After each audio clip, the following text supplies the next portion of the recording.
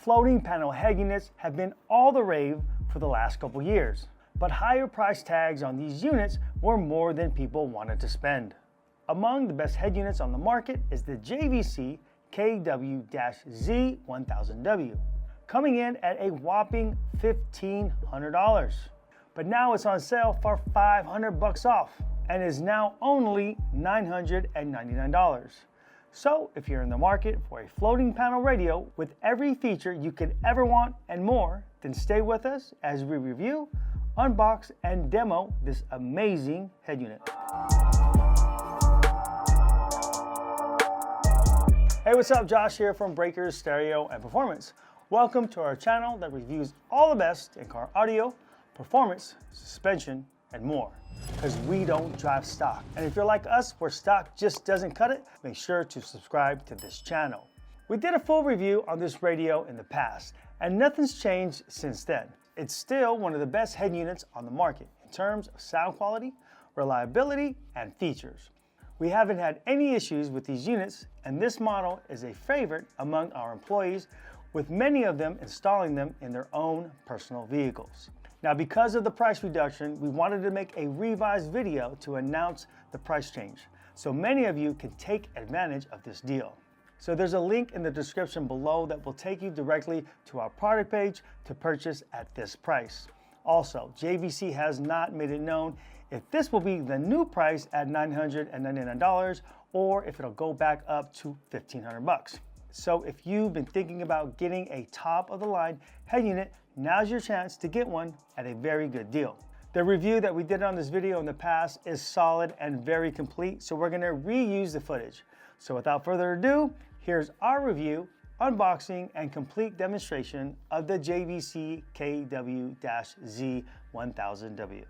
Hey, my name is Josh. I'm with Breakers Stereo and Performance, and I will be your commentator as we dive deep into this amazing radio. We will be going over the great features and benefits that this head unit has to offer, along with an unboxing, a demonstration, and at the end of this video, I will give you my overall rating.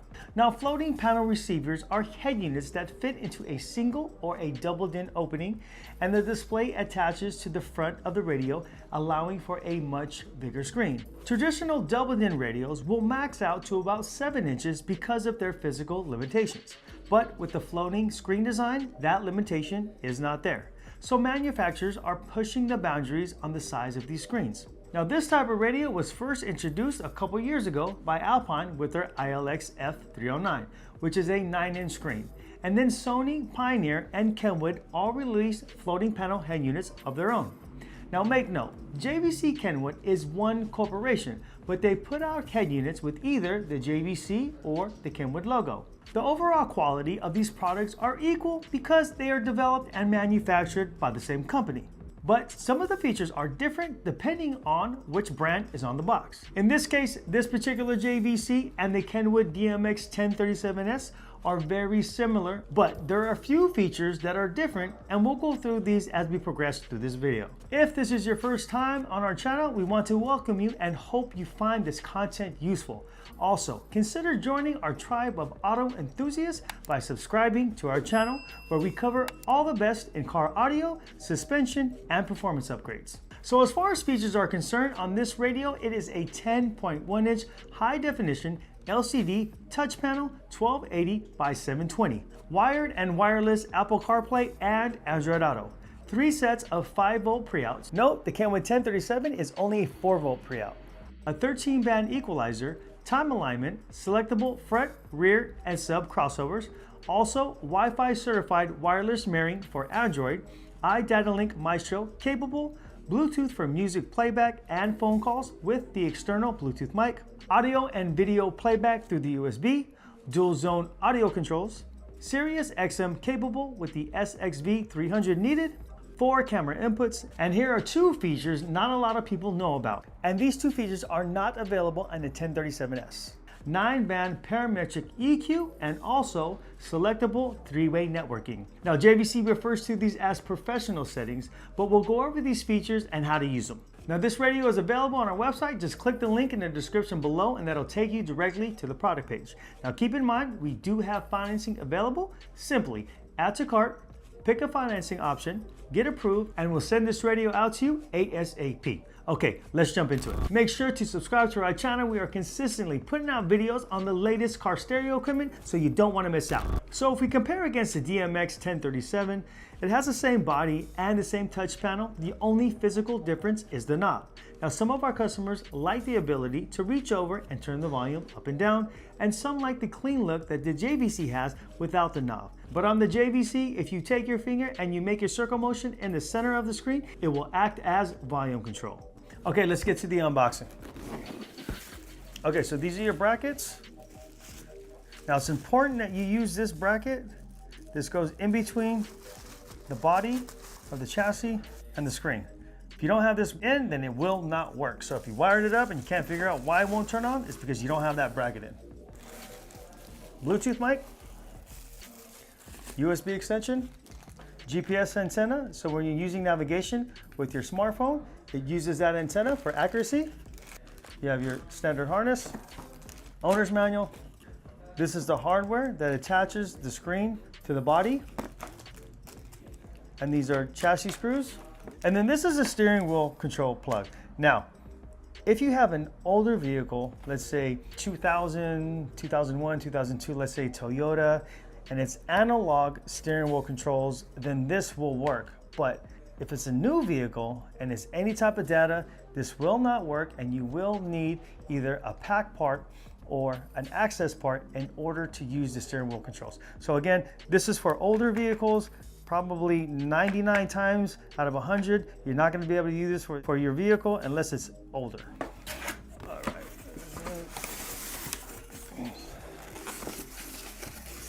All right, so this is your screen, a big, beautiful 10.1-inch screen. Okay, so here's a feature that both the Kenwood and the JVC has that's definitely worth mentioning, is it has the optical bonding on the display. And the benefit for this is if it's in the sun and it's in direct sunlight, it'll actually give it a lower reflection so that you're able to see the nice bright colors that this display has to offer. And here's your body. What you do is take your screen.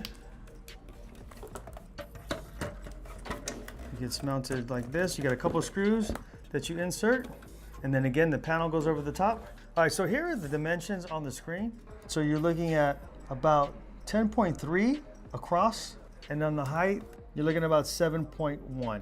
So there is a depth adjustment here. So you loosen a couple of screws and this will actually move out 0.8125 according to their website. And then also there is the ability to have tilt. And on here, you can adjust the angle from either -10, okay, or you can go +45. So it depends on where it's at in the dash. You can adjust that accordingly. And then also, you have height adjustment. You just loosen these screws here, and then there's the ability to move this up and down about 1.5 inches. Okay, so now for the connections on the back. You have a recessed HDMI input. Simply unscrew, remove the plate, insert the cable, and then put the plate back on and screw in to secure. Sirius XM inputs here. Your iDataLink Maestro piece inputs are here and here. Your main harness is here. On the RCAs, you have front, rear, and sub. Again, these are 5-volt pre-outs. You have an AV input, HDMI on the pigtail.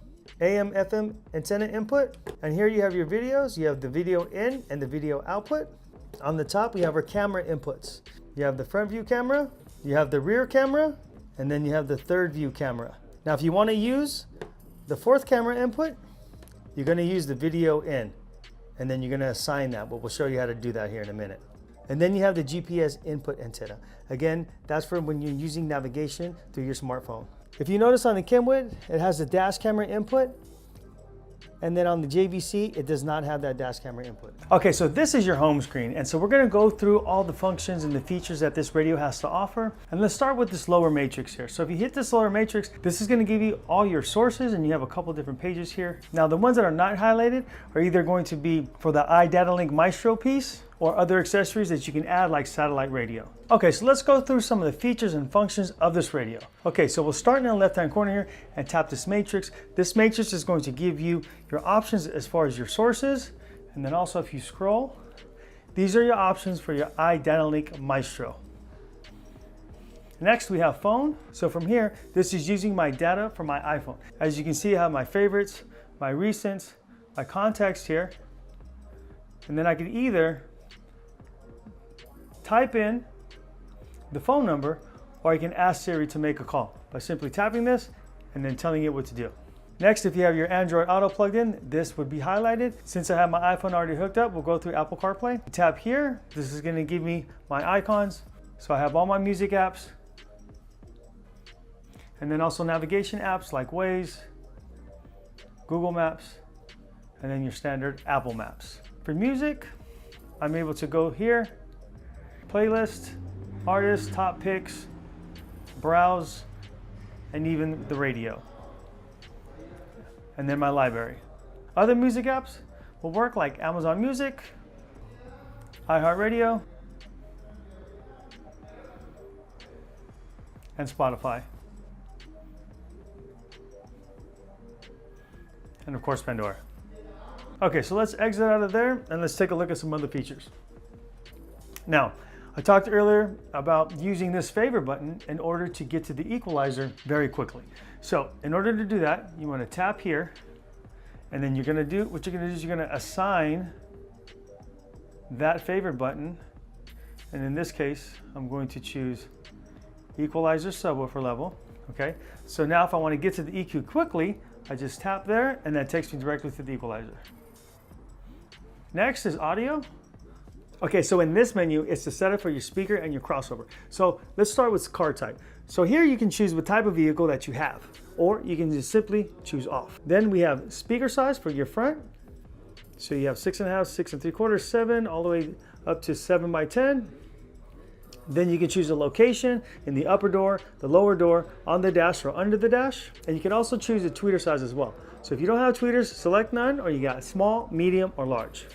Then on this page, you can also select the crossovers. So it defaults at through, but we can select 30 Hertz, 40, 50, 60, up to 250 Hertz. So let's say we select 80, and then we could choose our slope as well, between 6 dB per octave, 12 dB per octave, 18 dB per octave, or 24 dB per octave. And then here we can also select gain. So we can go negative dB on the front speakers, and then also negative dB on the tweeter. And then you could also do that with the rear, so same adjustments. And then on the subwoofer, you can choose the speaker size for your sub, either 6.5 through 15 inch, and then also the frequency as low as 30 Hertz and as high as 250. And then your crossover slopes are the same, 6, 12, 18, and 24. Next, equalizer. So on this radio, it has both a graphic EQ and a parametric EQ, and I'll show you how the parametric EQ works. We talked about that earlier, so let's just jump right into that really quick so I can show you exactly how that particular feature works. Okay, so what you're gonna do is you're gonna go into sound effects, and then you're gonna turn on the parametric EQ. Now it's gonna ask if you want to switch it over, yes. And then from here, you're gonna have to go to setup in order to get to it. So now we have a parametric EQ. Here it's 9 bands, and on this EQ, we're able to select which frequency we want to boost. So in this case, we're going point number 1, and our frequency that's selected is 156 Hertz. Now I can move this over. Okay, so now it's at 44 Hertz, 55 Hertz, back to 44. So let's say I wanted to select 44, and then I can choose the gain. So that's up and down. And then in order for me to select number 2, I do have to hit the button here that highlights number 2. It's not like the graphic EQ where you can just touch it and move it. So select it here, point number 2, and then you can move this up, and then side to side will give you your frequency. Okay. Now you have 9 common parametric EQ points. You also have 2 parametric points for just the front, 2 for the rear, and then 1 specifically for the subwoofer. So let's say, for instance, I wanted to boost 44 hertz. All right, so there's my selection, and then I can gain boost here. Now I can either select the type of filter. So a high pass, a high shelving filter, a peak filter, a low shelf filter, or a low pass filter, okay? So for this example, I'm just gonna use the peaking, and then I will adjust here. So that kind of explains the parametric equalizer. It does take some work in order to get this thing tuned nicely and correctly. It does take a good understanding as to how this works as far as the hertz are concerned and what the Q does and things of that nature. But it is in here, so you can get in there and really fine tune this thing if you have the time and the know-how in order to do it. Okay, so let's go back. And I'm just gonna go ahead and select that to off. And then I'm gonna go back to the EQ. This gives us our standard graphic equalizer, okay? And so here, very easy, you have preset frequencies. So here you got 16K, you can boost that, 62.5 hertz, or you can simply just run your finger across it if you like, or just grab a frequency and move it up and down. And then you also have some presets here for different types of music, or if you want to set your own presets, there are 4 presets here. And in order to save these, you just simply hit memory. And in this case, we'll use user 1. Okay, so that's it on the equalizer. Also, you do have a subwoofer level control here, so you can go up and down.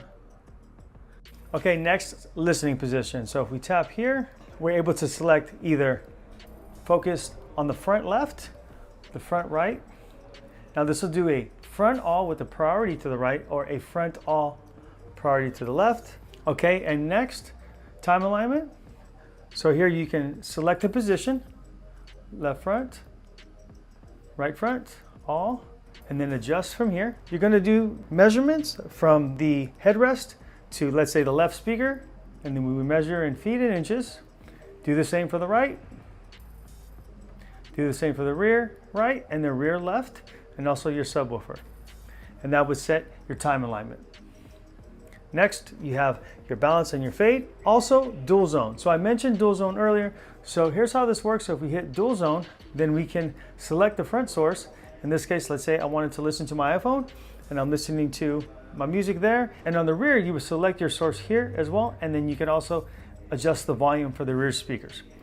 All right, moving on. Volume offset. So volume offset gives each individual source its own volume start point. So let's say, for instance, when you go from AM/FM to Bluetooth, and the Bluetooth is lower, so you would go in here and raise the set point for the Bluetooth audio. And let's say your Sirius XM was louder, so you can go in here and lower the set point for your Sirius XM. Okay, moving on to sound effects. So sound effects here, you're able to adjust the bass boost, the loudness, the volume leak EQ, and then here you can also, like we talked about earlier, turn on or off your parametric EQ. And then you have sound lift, low, medium, high, and then sound response from off to 3. Okay, next, auto memory. So here you can set the memory for your crossover points and your EQs and things of that nature. Okay, so let's move on and go to setup. So here on setup, connections and AV, you have your Bluetooth, and then your telephone setup, you have your Wi-Fi setup. So if you're setting up your Wi-Fi for your Android, your password is here, okay?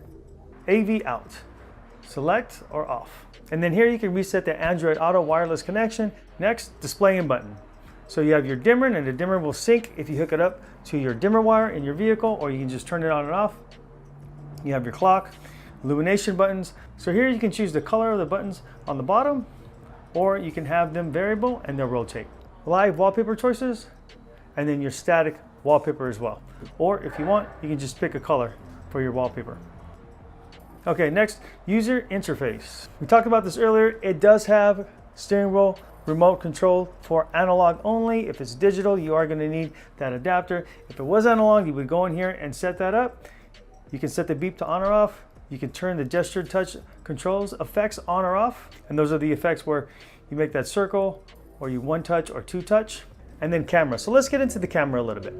So you do have 4 camera inputs. Here is where you can assign the cameras. So the rear camera obviously is going to be rear. Our front camera, if we have one, we select here, and then obviously it's going to be our front position, enter. And then the third view camera, We could say, let's say for the driver's side mirror, enter. And if we assign our fourth camera, so our fourth camera is going to be that video in on the back of that radio, and we're just going to set that to the, let's say, the passenger side mirror. Now make note, the third and the fourth camera input will not trigger on the signal. I know some people have asked that question before in the past.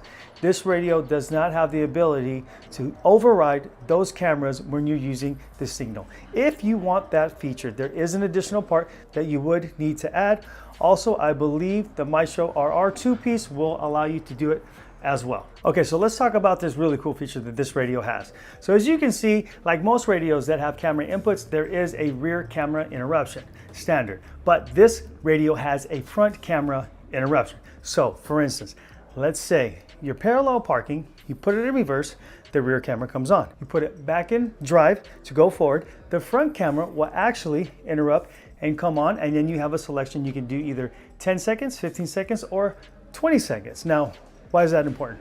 Because on most radios, they don't have a front camera interruption, and if you do put a front camera, then you have to actually select it in order for the camera to come up, which means you have to go through the screen, select the source, and then it come on. This will do it automatically. Pretty cool feature.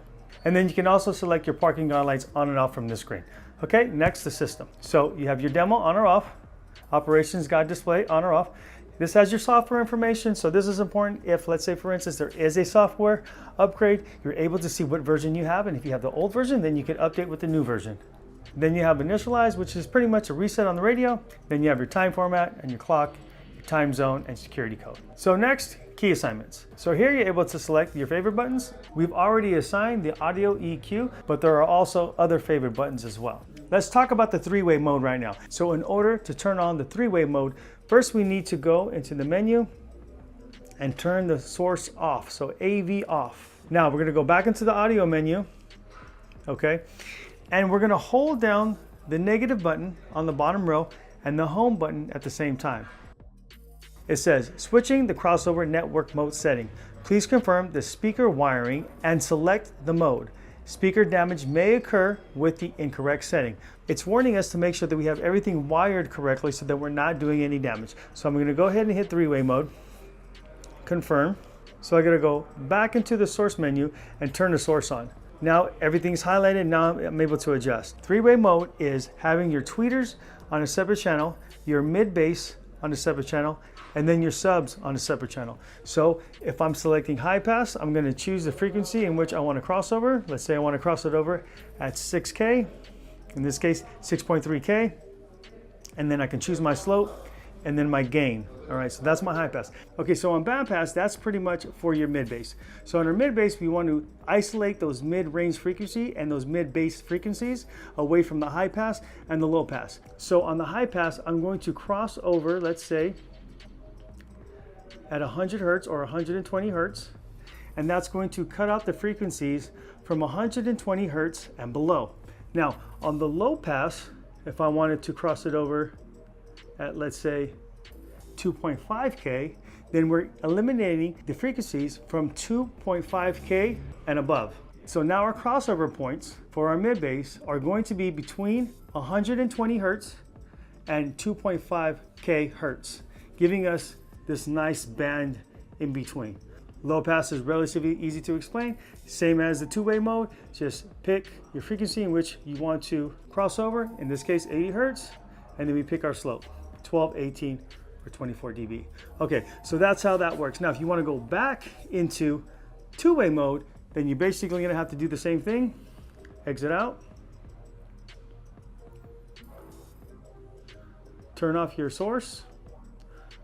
Go back into the sound menu, audio menu. Hold down the negative and the home button. And then we're just gonna go back to two-way mode and confirm. And if I go back to my source, back to audio settings, then I'm back into standard two-way mode, front, rear, and subwoofer. So that's how that's done. Okay, pros and cons, starting with the pros. Big, bright, beautiful screen with the bonded optical display, wireless CarPlay, wireless Android Auto, HDMI input, making it easy to marry your iPhone. 6-channel, 5-volt pre-out, ease of use, and the processor, which makes it responsible for how smooth and accurate it is. Also, the parametric EQ and the three-way networking. Okay, cons. Only one, but not applicable to everyone's needs. I wish it had an HDMI video output versus just a standard yellow composite. That way, if you add rear entertainment monitors with HDMI input, you can have them both play together. Let's say you're trying to watch Netflix in the front and you want to have it mirror in the back. Well, it won't downscale unless you have an HDMI downscale adapter, but then the quality gets diminished. But beyond that feature, it really has everything you can want in a car stereo. This radio is absolutely outstanding. It looks great, it sounds great, and has all the right features. I'm going to give this a 5-star rating. Every customer that we have sold this to has been thrilled with this radio, and rightfully so. If you found this video useful or helpful in any way, make sure to like and subscribe. Again, my name is Josh. I'm from Breakers Stereo and Performance, and we will see you next time.